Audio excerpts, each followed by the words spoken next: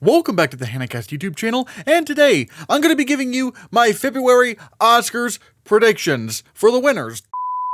We interrupt this programming to tell you that channel memberships are open.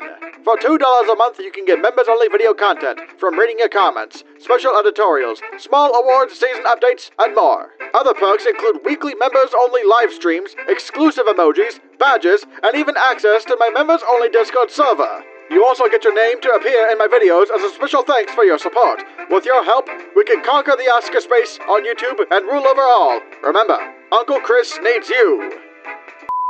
Ever since the Oscar nominations came out, it has been absolute chaos. Because if you remember, like, when I did my final Oscar predictions, I was predicting Emilia Perez to win Best Picture, because I was like, look, the industry is going all in on this film, and, you know, it might be like Green Book or Crash, but those were still, people generally liked those movies and whatnot, so it's probably gonna win. But, oh my god, after the Oscar nominations, okay, like, we'll get to some of the stuff that transpired in recent days, but, however, let's just talk about the reactions that Emilia Perez got after the Oscar nominations were announced. Because people started watching this film and they hate it. Like, my god, audiences hate this movie. I've never seen people turn on a Best Picture nominated film so quickly, so fast, and to such a large extent. Like conservatives hate it, liberals hate it, people just don't like this movie. And if that weren't bad enough, then, like, yes, let's talk about some of the controversies. Mainly with Carla Sofia Gascon. The press about her, like, is still going. I didn't think I'd have to talk more about what she's been saying, but she's just been making things even worse. Like, it's like every day a new controversy spawns around her, which is insane how we got here. And it just makes everything about this film just seem so much worse. And, like, there's more controversies about the director and his approach to representing trans people and Mexican culture. And, like, but that's all bad. But ultimately, it's the Carla Sofia Gascon stuff where I'm just like, my god, I genuinely think this might single-handedly kill the film. I mean, well, maybe not Carla Sofia Gascon specifically, because, again, people were just not having it with this film. Like, which is weird. Like, yes, Green Book was littered with controversy as well.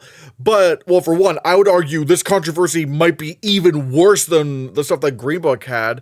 And the fact that the controversies keep piling up by the day with Emilia Perez. But also, probably one of the most important things, at the end of the day, people still liked Green Book. It still has a strong IMDb rating. It still has a pretty good Letterboxd rating. Like, people just generally like Green Book. All right? People just don't like Emilia Perez. People are just not having it. It's insane what's going on right now. But at the same time, like, oh god, I don't, like, that makes me think, what is gonna win? Because, like, everything kind of has something against it, or at least most things. I know some people are trying to say that I'm Still Here is going to win Best Picture, but I can't do that. All right, I cannot do that. It is not nominated for director or screenplay, well, for one, you need to win one of those two things to win Best Picture. That's already a rare enough stat. But the fact that it's not even nominated for director or screenplay. Literally only 2 films in the Academy's history have won Best Picture without director or screenplay nominations. That was Wings, which was the first ever Best Picture winner, and Grand Hotel, which was not very long afterwards. So, like, the fact that in the 96 plus years of Oscar winners, this is the, like we're going to say that we're going to choose a precedent where only 2 films over that long period of time, like, that I'm Still Here is going to join those? I don't think so. And plus, it has no real precursor support other than winning the Golden Globe for Best Lead Actress, Drama. And she hasn't, like, Fernanda Torres has not been nominated anywhere else. So, really, I'm just like, can we really say I'm Still Here is going to win Best Picture? I'd say no. I'd say it's the second least likely film to win Best Picture. Because Dune, I mean, good God, that doesn't even have any above the line potential. So absolutely not. Substance, they're not going to choose a horror movie to win Best Picture. Wicked performed way better with nominations than I expected, but again, it's not even nominated for director or screenplay, so I just can't really go with that. I cannot predict that to win Best Picture. It just doesn't really have anything really to go for.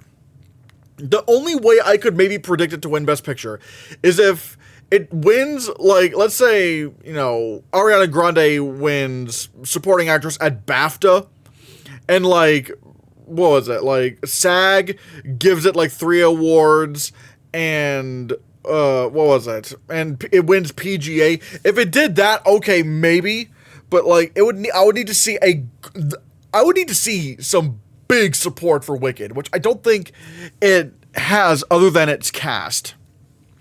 So, I can't say that. Anora, I still can't predict Anora to win Best Picture because, are we really going to say the movie would win off of screenplay and picture, or that's it?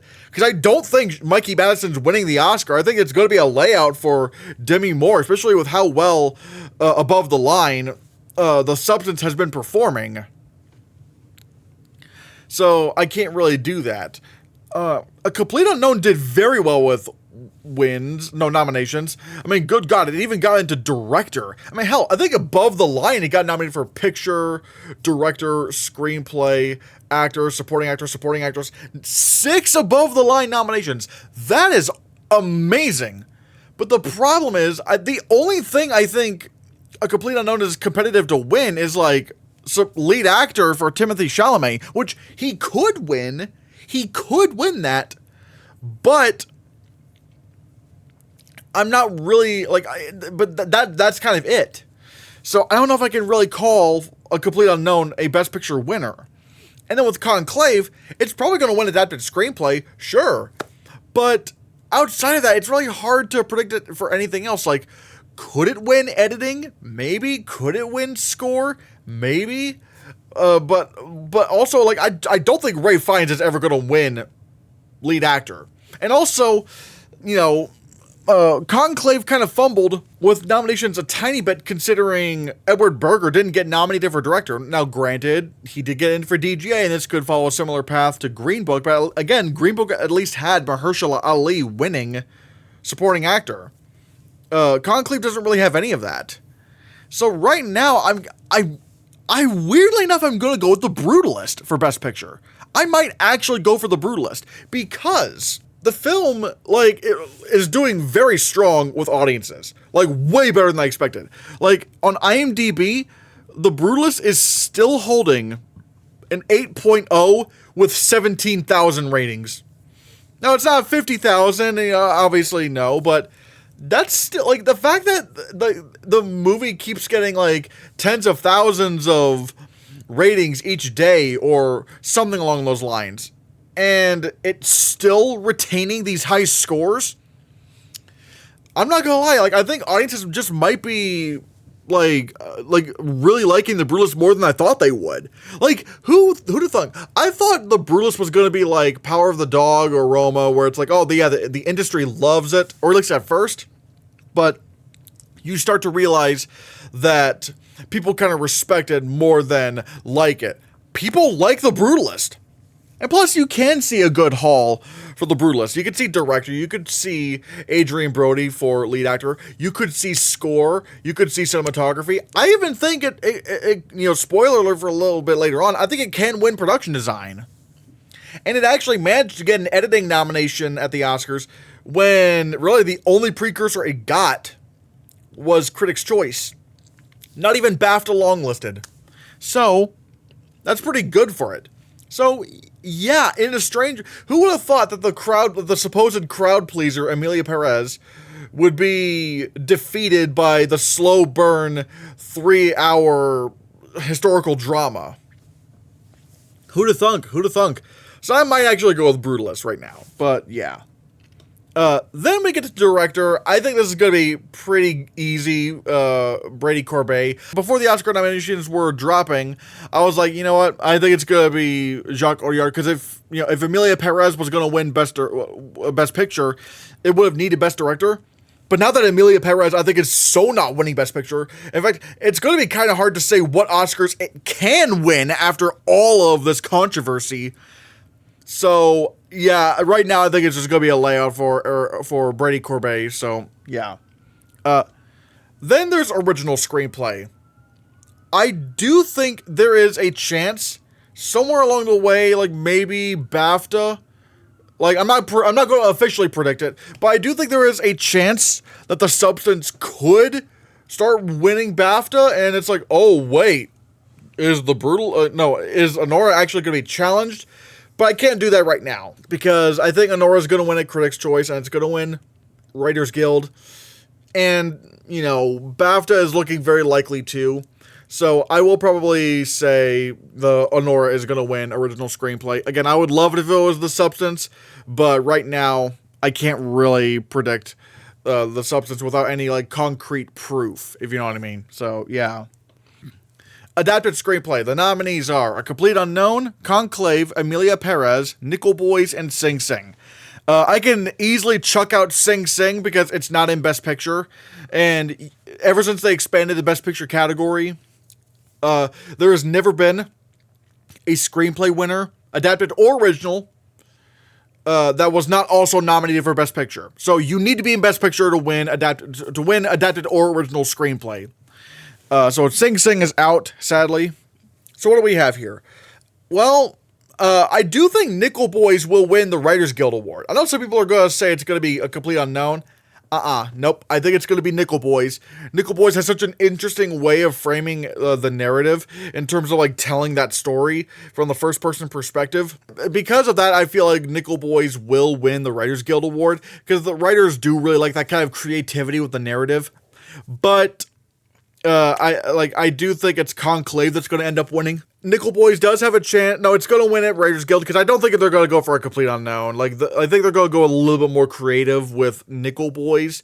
And, Critics' Choice, it's not impossible. Critics' Choice could maybe give it to Nickel Boys, even though I'm going with Sing Sing. That's the thing about Critics' Choice. It's going to be weird, because we can't really use them that much for reference, because voting ended long ago. Voting ended for the Critics' Choice Awards, not long after the Golden Globes aired. So we've kind of had over a month of these Critics' Choice Awards winners just kind of sitting on a shelf. So I don't know how useful that's going to be. But still, I do think Nickel Boys, there is a chance it could win at the Critics' Choice Awards, but right now I will go for Conclave, because it won the Golden Globe. It's probably going to win the BAFTA. I could still see it winning Critics' Choice, so yeah, I'm going to go with that. Actress in a leading role. This is going to be Demi Moore, I feel. I know some people are saying, oh, but Fernanda Torres, but it's I just don't buy her winning. She only got nominated for the Golden Globe drama, and she won. But you could also make an argument that, she didn't have to compete with anyone else in this category. She did not have to compete with Erivo, Gascon, Madison, or Moore. She did not have to compete with these actresses.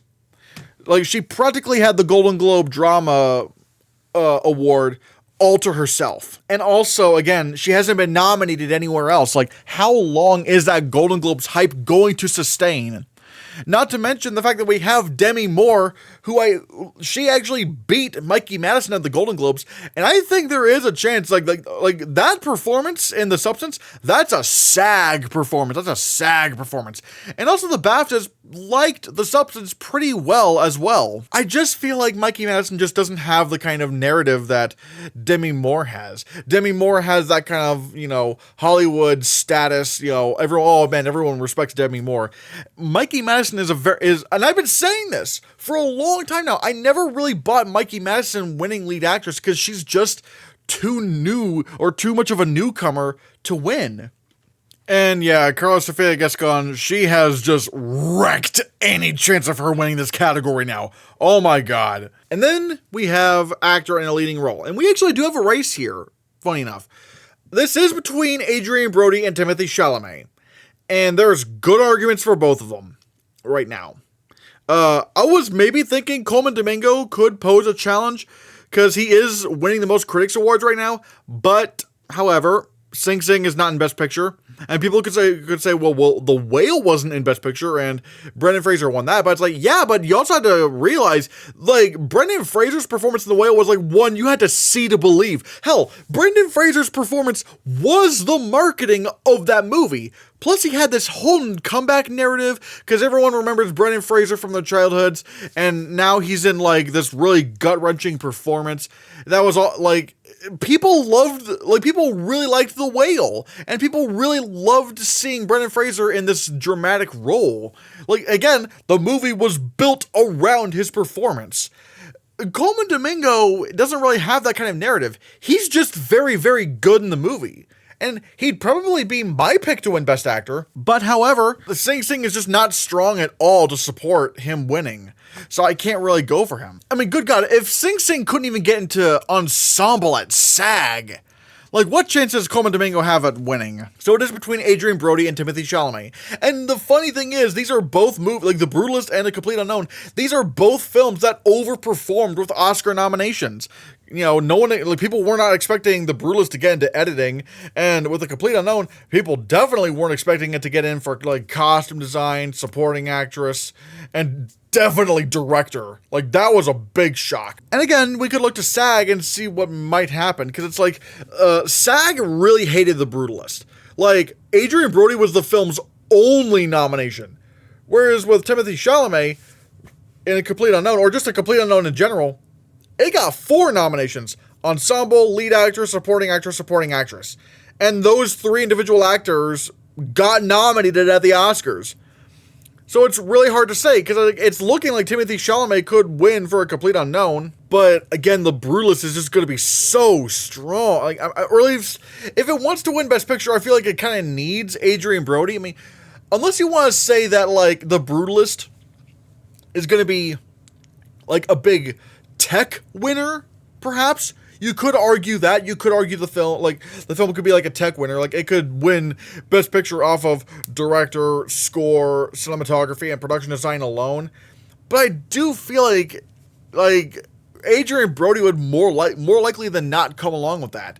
And because I don't think it's going to be like a Birdman situation, because like with Michael Keaton versus Eddie Redmayne, at least with Michael Keaton, he seemed like he was going to be the front runner because he had the category of musical comedy actor all to himself, whereas Eddie Redmayne was winning drama.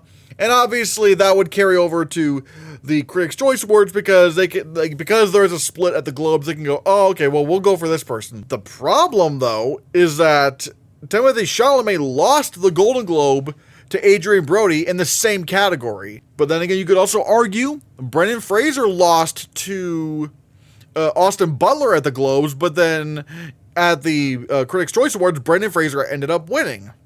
But again, I don't know if we can compare this to Brendan Fraser. So it really is tough. It really, really is tough because any one of these two things could happen. Right now, I'll say Adrian Brody because it makes for a better win package for The Brutalist.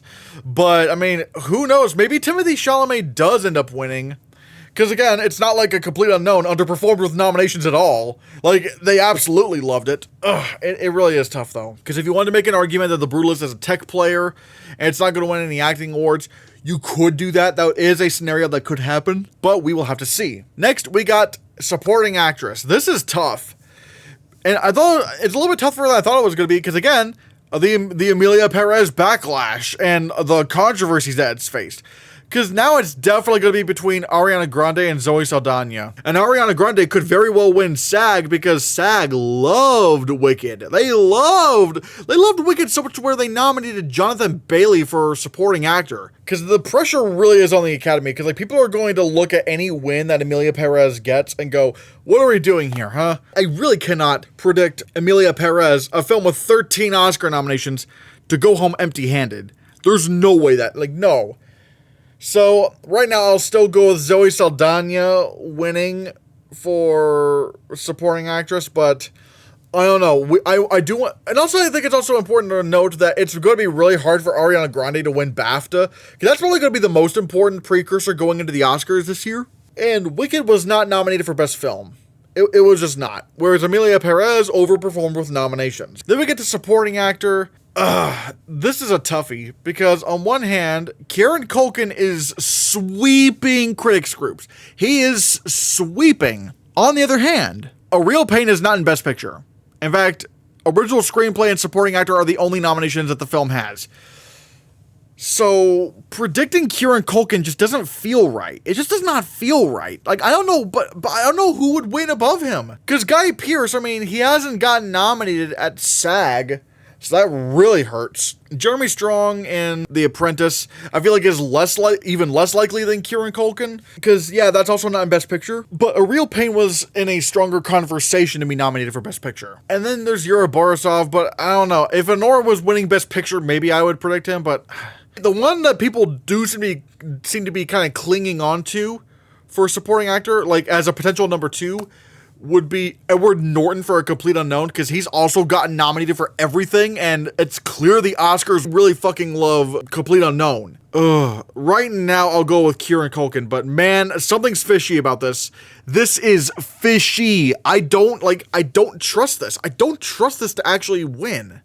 But I just don't know what the alternative is right now. I don't know where the tide would even turn. So that's kind of where I'm at right now with this.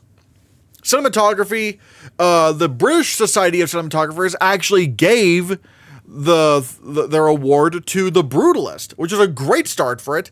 And I do think it's going to be a cakewalk. I think it's going to win Critics' Choice, BAFTA, ASC. Again, if Brutalist wants to win Best Picture, this is an essential category that it needs to win. So I'm going to go with that. If there's any kind of number 2, I don't know what's number 2, because Maria and Nosferatu are not in Best Picture. And yeah, I know Blade Runner 2049 won without being in Best Picture, but one, you could make an argument that Blade Runner 2049 was in the top 15 for Best Picture, considering Denis Villeneuve got into the top 5 for Best Director without a jury at the BAFTAs. And also, like, Roger Deakins had like a whole narrative behind him. Like, he's been nominated a shit ton of times, and now he's finally winning. Maria and Nosferatu don't really have those to its advantage. Emilia Perez would be very strange because it's not nominated at ASC, so that'd be a very strange winner. And Dune Part 2, I mean, yeah, technically it's been nominated everywhere, but man, the Oscars just did not care about Dune Part 2. Like, no adapted screenplay, no costume design, no film editing. Do we really think it's going to win cinematography? I'm not saying whether or not it should or shouldn't. I mean, if it won cinematography, hey, I'd be very happy. But I can't go for it. I can't predict that. So I'm just going to go with The Brutalist. So, yeah. Film editing. We have Honora, The Brutalist, Conclave, Emilia Perez, and Wicked. This is really, really tough, because The Brutalist only has Critics' Choice as a nomination. Honora doesn't really make sense as an editing winner. So we're kind of stuck between Conclave, Emilia Perez, and Wicked. And I'm not exactly sure what happens here. Like, Conclave has the showiest editing, but also, like, if it won film editing, like, that's pretty good if it wanted to win Best Picture, because then it's got screenplay and then film editing, and score could probably happen. So, but I don't know. And Wicked, again, that would also make sense as a winner, but I don't know if they'll go for it, though. When I was predicting Emilia Perez to maybe win Best Picture, I was thinking, oh yeah, maybe it could win sound and editing. But the problem is, with how much of a turn Emilia Perez has had, maybe I gotta wonder, does Conclave actually win film editing? And maybe it does, and I'll probably do that right now. But again, that's already looking very good for Conclave right now. But I guess I just don't really have any other alternatives, because, like, I think, yeah, Honora got nominated everywhere, and, you know, the Conclave got nominated everywhere, and Emilia Perez got nominated everywhere. Actually, no, I don't think Emilia Perez got nominated at the Critics' Choice Awards. I don't think. Okay, so Emilia Perez actually didn't get nominated for editing at the Critics' Choice Awards. But then again, Bohemian Rhapsody won editing at the Oscars, but then at the same time, Bohemian Rhapsody is not in as much of a PR shit show as Emilia Perez is right now. So I genuinely don't really know what's going on. So I probably will bite and say Conclave wins. But I don't know. Like, God, I don't know what happens. I'm gonna go with Conclave for now because it just kind of makes the most sense for me right now. Production design. A lot of people are going to go with Wicked, and while Wicked did do very well with nominations, I actually think it's going to be The Brutalist. Well, for what? Because, like, do we really think Wicked is going to win the BAFTA? I don't think so. And again, if Brutalist wants to win Best Picture, I feel like this would be like a good, surprising award to win. Because it is a movie about an architect, and the sets, even though they're not as, like, big and grand as, like, something like Wicked, they still look very impressive at least from what I've seen in the trailers and stuff. It's really going to be seen as, like, very tasteful production design to the Academy. And again, I just feel like again, Wicked's not Barbie 2.0. I'm not saying that anymore. I mean, my God, it got more nominations than Barbie. But then again, the extra nominations that it did get, they were like for like visual effects and editing and makeup, which weren't really expected, at least from my standpoint. I don't know. It doesn't, because like it's above the line that is something that Barbie has over it, but we don't really know. But right now, I'm gonna go for The Brutalist. Or it just kind of makes sense to me right now. Costume design, I actually think will go to Wicked, because there's nothing really else like to make a good argument. Like Gladiator 2 is not nominated at the BAFTAs. A Complete Unknown, I think, was only nominated at the BAFTAs. Conclave, I feel, is too contemporary to win the Oscar, I feel. I mean, I'm still a little bit surprised they even got the Oscar nomination. And Nosferatu, I don't think they're going to do that. I don't think they're going to give a horror movie best costume design for that, like for something like that. So this is something where Wicked, I feel like, can win, because there's nothing like a Poor Things to beat it. Makeup and hairstyling is interesting. Because the nominees are A Different Man, Emilia Perez, Nosferatu, The Substance, and Wicked. I was thinking, hey, if Emilia Perez wins Best Picture, watch out for makeup and hairstyling. And I do think maybe Emilia Perez is number 2. But right now, I'm just going to go with The Substance. The Substance just makes the most sense for the makeup and hairstyling Oscar. I mean, good God, you just look at the third act and it's like, yeah, this is why the movie's winning makeup. So I'm going to go with The Substance for that. So it's not really too much of a big thing. Visual effects is really fascinating because it's a 2-horse race, I feel. It is between Dune Part 2 and Wicked. Because I was like, look, if Wicked gets nominated, it is inherently number 2 to win. Because, my God. And the thing is, Wicked overperformed with nominations and Dune underperformed. Dune didn't even get nominated for like the amount of awards that the first film won. That's insane. But I don't know. Do I really see Wicked winning visual effects? Although granted, Dune Part 2 did also recently win the AMPS award for like the Association of Motion Picture Sound Awards, which is like a British sound mixers and sound editors group.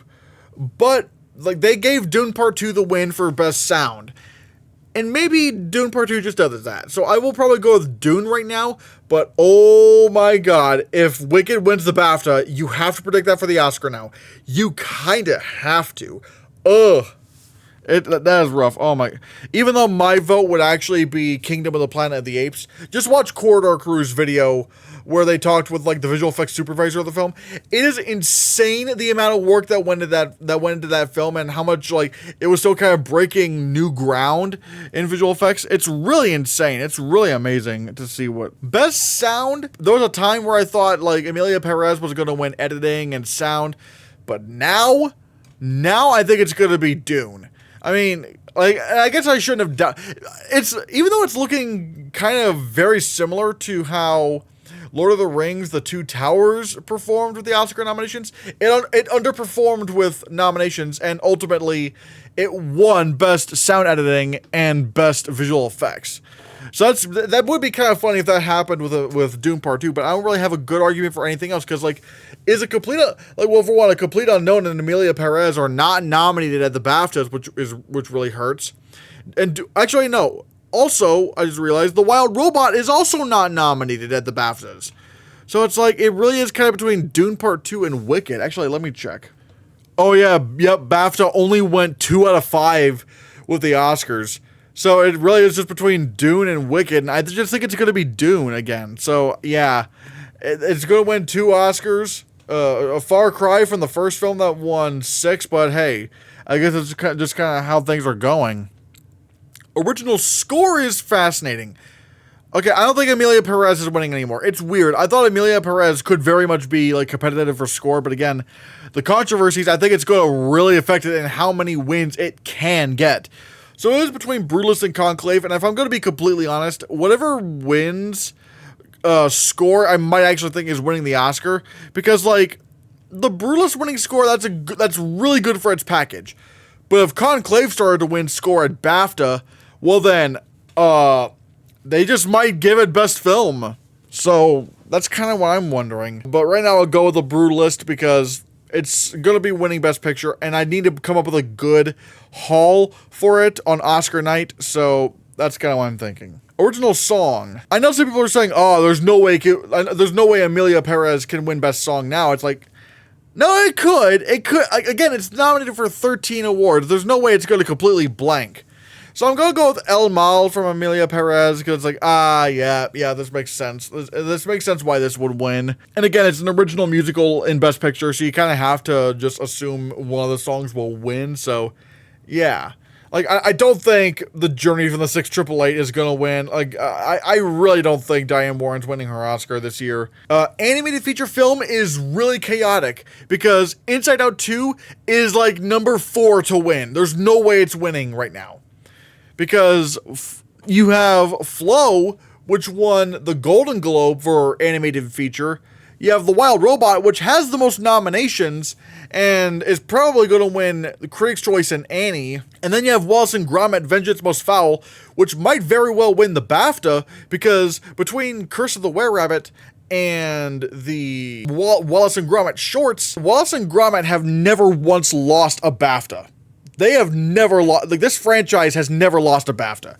Even Curse of the Were-Rabbit beat out The Constant Gardener for Best British Film, and The Constant Gardener was in Best Film. Like, that's how much the Brits love Wallace and Gromit. Whatever wins at PGA, I'm not going to take seriously, because the PGA really only likes animated films that are, like, big and popular and American. So they're going to go with Wild Robot.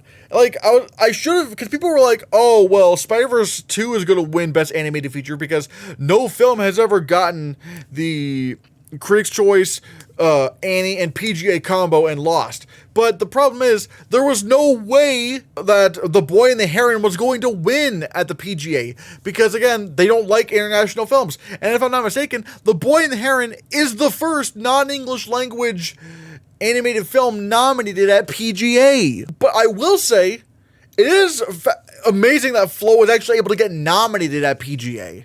But I just don't think it wins PGA. So it's really tough because we know, we kind of know where everything's going to go. Now, if BAFTA went out of nowhere and just went with Flow, then oh yeah, sure, Flow's absolutely winning the Oscar. But the fact that I do think Wallace and Gromit is going to take the BAFTA, it complicates things. It really, really complicates things. Now, I know some people are going to say, well, I mean, Wild Robot has the most nominations, so it's going to easily win. Don't be so sure about that, because the Kubo and the Two Strings and Moana had more nominations than Zootopia each, and yet Zootopia still won. Or hell, you could look at, Flea versus Encanto. Encanto had 3 nominations and Flea had 3 nominations. But ultimately, it doesn't really matter how many nominations you get as an animated film, usually, because they'll just kind of like do their own thing. But at the same time, I don't think The Wild Robot is winning Best Picture right now. Now, if it won the BAFTA, then I would definitely have my mind changed on that. But I don't. But then again, it could very well be Flow, Wallace and Gromit, or Wild Robot. And again, you're probably thinking Wallace and Gromit, but it's like, it's just not going to lose the BAFTA. That's the problem. And BAFTA is last. And at the same time, you could also make an argument that with the Annie Awards, Flow's going to win the Independent Feature Award. But I don't know if the Oscars are going to really pay attention to that. They're probably going to pay attention to whatever wins at BAFTA. But again, it's going to be Wallace and Gromit, so I don't know. I really do not know what's going on right now. Maybe I'll go with Flow for now. Maybe I'll go with Flow for now. But, oh my God, I am watching out for Wallace and Gromit. I am watching out for Wallace and Gromit because that's going to win the BAFTA, and that could be very important going into Oscar morning. or Oscar evening, I should say. International feature film, I think it's going to be Emilia Perez. I mean, technically, I'm Still Here could upset, but like we've never had two international films or international feature nominees in Best Picture before, to my knowledge. So right now, but oh my god, I don't know. I'm Still Here is surging, but again, I just don't know if it's going to be seen as much of a big achievement as Emilia Perez. And also, you have to also make an argument. You also have to keep in mind, I'm Still Here only performed this well at the Oscars. Really, it only performed this well at the Oscars. Nowhere else. Because Critics' Choice, the voting was done like only like a few days after the Golden Globes.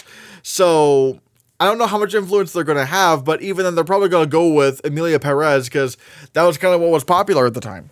But then you also have the BAFTAs, and I don't think I'm Still Here's winning because you still have Emilia Perez, which has a lot of BAFTA nominations.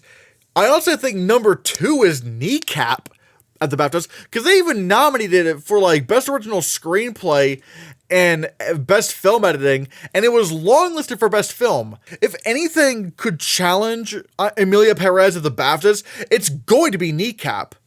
And then at the same time, I feel like All We Imagine Is Light is going to do better at the BAFTA. It could do better at the BAFTAs. Because again, you look at the long lists, and it's like at least Paio Kapadia was longlisted for Best Director and Best Original Screenplay. I'm Still Here has none of that. It got the only long list it made at BAFTA was International Feature. So I just don't think I'm Still Here is going to win the Oscar for International Feature, even though it is number 2. But again, it's just the lack of precursor support. If it, like, I'm Still Here would have to win Best International Feature, like, out of seemingly nowhere. Like, almost out of nowhere. And the documentary feature film, this might be the last category I tackle tonight. But we have the nominees are Black Box Diaries, No Other Land, Porcelain War, Soundtrack to a Coup d'etat, and Sugarcane. And, I mean, look, No Other Land has made it this far. Maybe it actually does win the Oscar. Because I was kind of worried, because I was like, you know, with how the United States is towards Palestine, are they really going to go for No Other Land? But I don't know. I don't know. Maybe they do just go for it. Maybe No Other Land does take it. Because, I mean, Daughters can't win now because it's not nominated. Your best runner-up would maybe be like Sugarcane. I would have maybe said Porcelain War, but the reviews on that film are nowhere near as good as I thought they would be. I mean, they're still pretty strong, but it's like when you compare that to some of the other films that won this category recently, like 20 Days of Mariupol and Navalny, which were also Ukraine documentaries, those had way better reviews than Porcelain War. So I don't know. I probably will go with No Other Land because I just don't see a reason to doubt it right now. Now that it actually did get the Oscar nomination. And so, yeah, guys, those are my Oscar winner predictions. As you can see from this little chart right here, I got a lot of videos planned for February, a lot more live streams, and be sure you become a member because you can get members only live streams, and there's a bunch of cool other perks as well. Now, I'm going to pass the question off to you. What are your Oscar winner predictions before we get into the guilds and the Critics' Choice Awards, all that stuff? Let me know in the comments below what you think, and be sure you hit that subscribe button, because if you don't, you're going to get into more controversies than Emilia Perez.